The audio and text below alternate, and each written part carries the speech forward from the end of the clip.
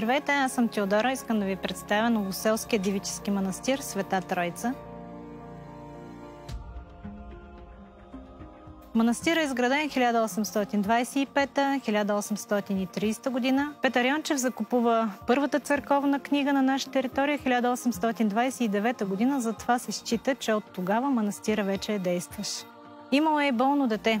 3-годишната Стефана той изпраща в Калоферски манастир. Там тя оздравява и на 12-годишна възраст става монахиня. Приема името Серафима. Стефана идва тук, заедно с първата игуменка Сусана.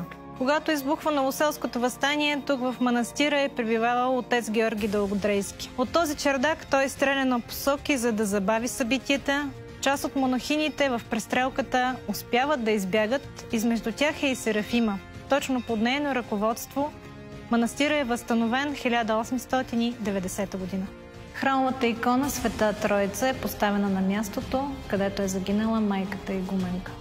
Това е иконата на новоселските мъченици, поставена е тук 2011 година след канонизацията.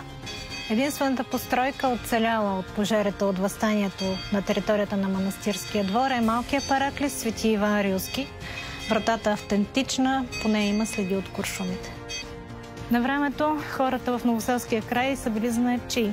Разбарите от този край са били много добри майстори. Техен наследник е Иван Марангозов, който е историографа, написал първата история на въстанието. В двора на манастира се намира една стара круша. 5 години преди въстанието Фелиц Канец е минал по тия места. Записал е, че под старата круша монахините са го черпили с бяло салато. Заповядайте в манастира Света Троица, за да чуете историята и да разгледате сами това свято място.